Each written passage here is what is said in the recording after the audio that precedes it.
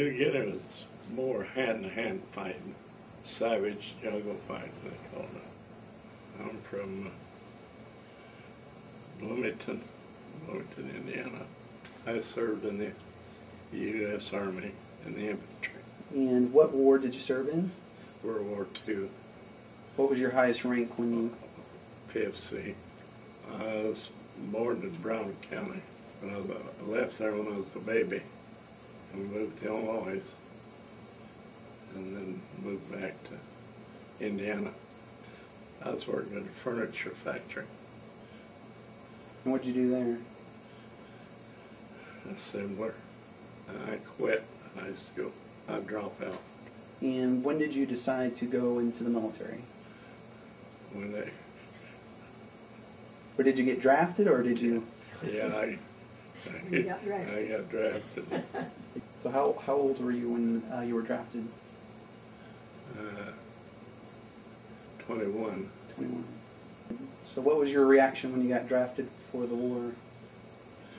Well, we just got married, and I don't know. I didn't say much. Mm-hmm. Now, did you get to pick what branch of service, or did they just say, Mr. Robertson, you're in the Army now? They said I was in the Army now.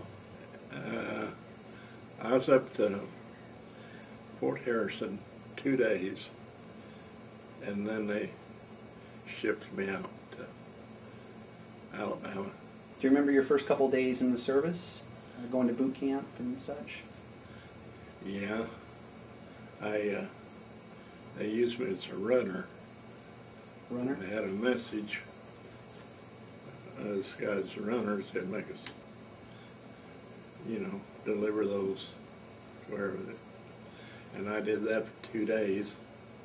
And then we loaded up and headed to Alabama. He did his basic training there. In Fort Harrison? Okay. No.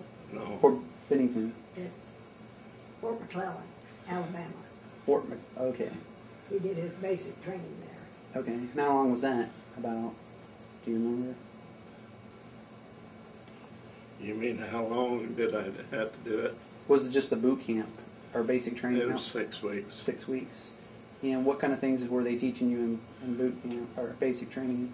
Oh, everything about being a soldier, fighting, bayoneting, how to handle grenades, and rifle range, and all of that stuff. Mm-hmm. And from now, after basic training, where did you get sent to? Camp Butner, North Carolina. And what did you do there? Advanced, same thing. Okay. And how long was that for? 6 weeks. For another 6 weeks. And after you did your advanced training, where were you sent off to? We went to Stockton, California, and loaded up and went to Australia. Okay. And why were they sending you to Australia? Did you know? I was a replacement for the 32nd Division, which fought in Butner in New Guinea, and we was replacements. So we took more training. In Australia. Yeah. Australia. And then they sent us to New Guinea. So you knew before pretty much that you were going to be sent into combat then? Or did you have an idea? I had an idea. I didn't know. You don't know nothing. Mm-hmm. They don't tell you nothing. Mm-hmm. And what was it like when you got to Australia? Well, we pitched our camp inside of a horse race track at Sidney, Australia. And it was pretty nice. we trained, hiked, and went on a 100-mile hike one time. So how did you survive 100-mile hikes? That was pretty tough. Well, it took us 5 days. Oh, 5 They days. didn't do it all in one day. And it was fun. After Australia, you got sent to New Guinea? Yes. Now, what was it like when you got there? We fought our way all up through there. So that's where you initially saw your first combat? Yeah. So can you kind of describe what your experience, I guess the first time in combat? Scared. Scared? Well, it was mostly infantry and hand combat, you know. Mm-hmm. So your division had to worry about a lot of snipers while you were there? Oh yeah, everything of it. It was real combat.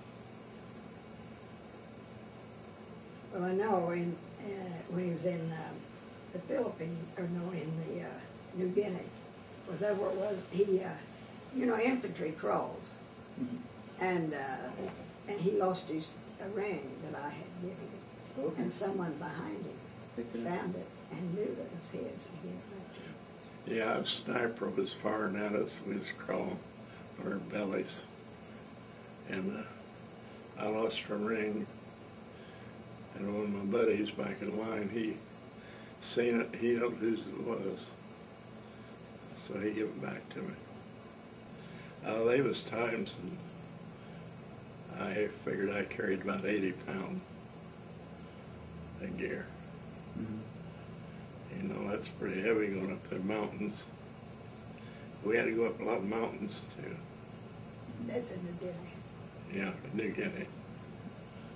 What was your most important piece of equipment that you carried? Since you're carrying about 80 pounds, was there any particular thing that was Rifle grenades.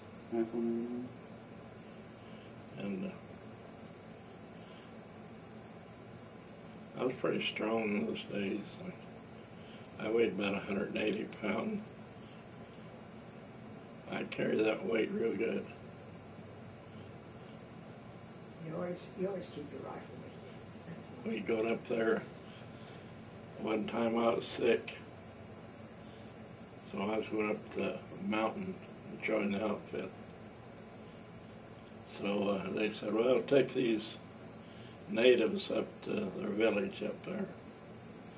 Oh, man. I thought, well, on the way up there, I thought, no, when we get up there, they'll all take off. Sure enough, we get up there, and before you could blink your eye, they was all gone.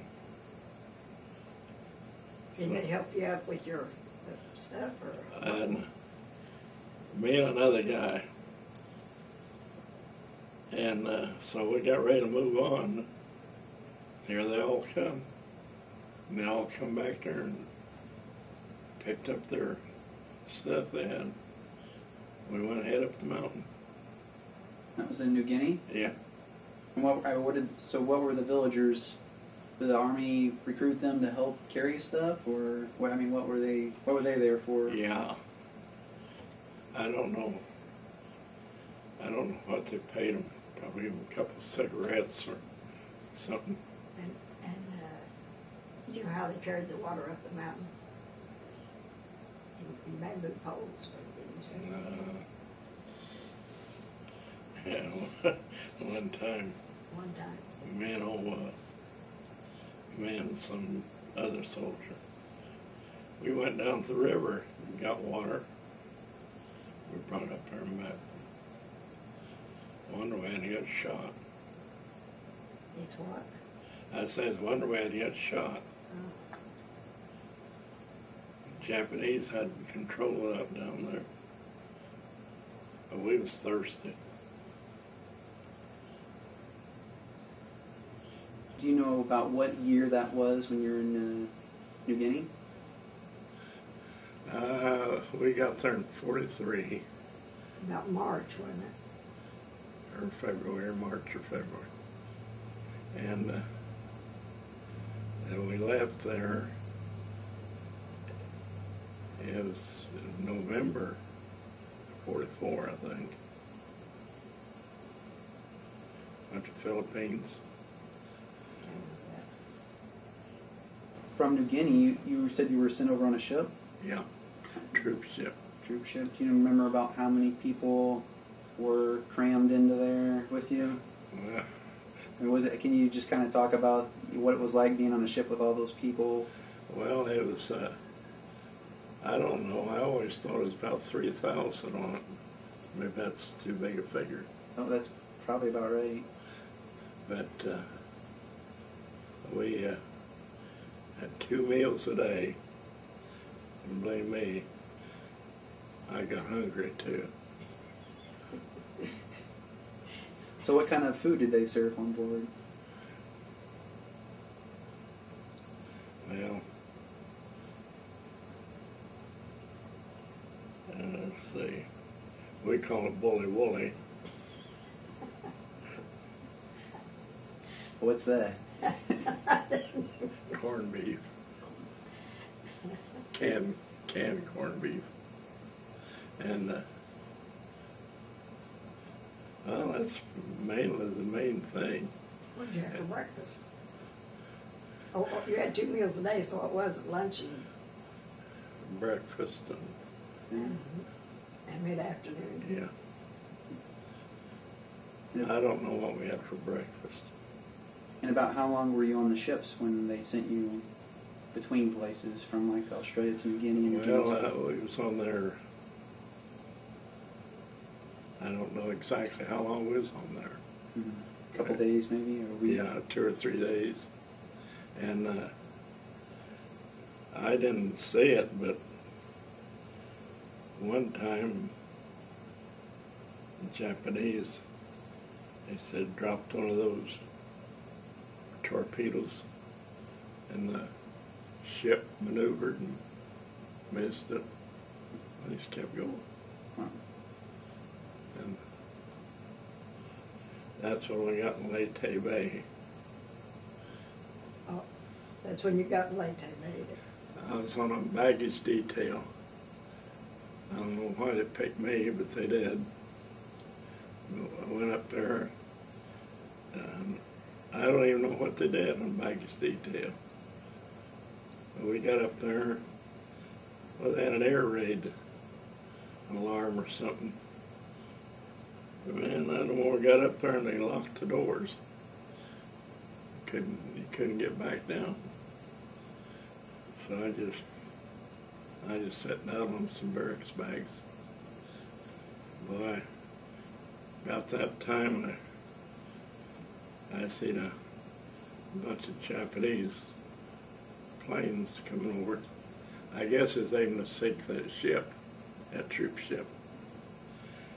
And a bunch of P-38s right after. And they shot down a bunch of those Zeros. And of course, the Navy was in it too. The Navy, they was firing their guns. Man, I'll tell you, it really, I didn't know they had that much firepower. Man, they really. Let them have it, huh? Yeah. And so the Japanese planes, they took off. Well, those P-38s right after